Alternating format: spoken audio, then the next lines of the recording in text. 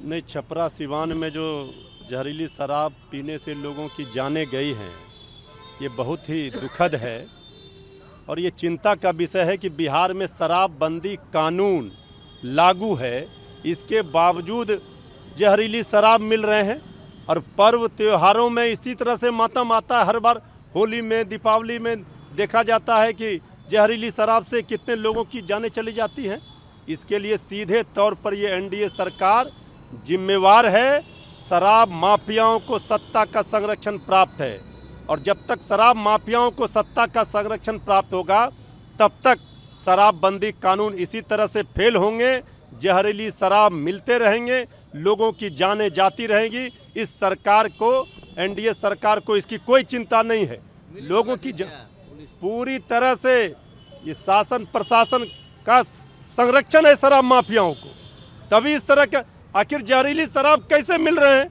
जब शराबबंदी कानून लागू है तो सरकार पूरी तरह से फेल है, और जितने लोगों की जानें जा रही है इसके लिए सीधे तौर पर सरकार जिम्मेवार है। राजस्व का भी घाटा हो रहा है सरकार को। सरकार के मद्य निषेध मंत्री ने स्वीकार किया था कि होम डिलीवरी हो रहा है, शराब मिल रहे हैं। आदरणीय जीतन बाबू मांझी जी कई बार कह चुके हैं। तो सरकार में बैठे लोगों ने भी ये स्वीकार कर लिया कि शराबबंदी कानून इस सरकार में पूरी तरह से फेल है।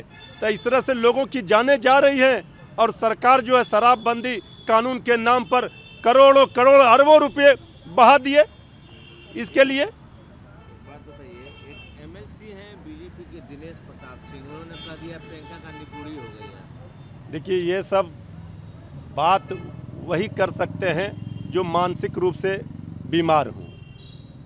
इससे ज़्यादा और क्या इस पर प्रतिक्रिया दी जाएगी? ये राजनीति सियासत में ऐसी भाषाओं का तो कोई स्थान है नहीं। भाषाओं की मर्यादा का, इससे बड़ा महिला का अपमान क्या हो सकता है? ये बीजेपी के लोग यही दृष्टि रखते हैं, राहुल गांधी सोच रखते हैं। स्टेटहुड के लिए हम लोग काम करेंगे, जम्मू कश्मीर में कुछ अधूरा उनको लग रहा है। नहीं, ये ठीक है कि राहुल गांधी जी वहाँ पर जम्मू कश्मीर में सरकार एनसीपी की बनी है, कांग्रेस का बाहर से समर्थन है, वहाँ पर काम किया जाएगा। लोगों की भलाई के लिए, जनता की भलाई के लिए वहाँ काम करके दिखाया जाएगा। गिरिराज सिंह की यात्रा कल से शुरू है। देखिए, ये यात्रा नफरत फैलाने वाली यात्रा है, ये आपस में भाईचारा ख़त्म करने वाली यात्रा है। ये बीजेपी को अपने वोटों को संगठित करने के लिए यात्रा है। ये इससे ज़्यादा और कुछ नहीं है। ये यात्रा से क्या फ़र्क पड़ना है? इस यात्रा का कोई मायने मतलब है ही नहीं। तेजस्वी यादव जी की यात्रा है नौकरी बांटो कलम बांटो, ये है तलवार बांटो और नफरत बांटो वाली यात्रा। यही फ़र्क है दोनों यात्रा में।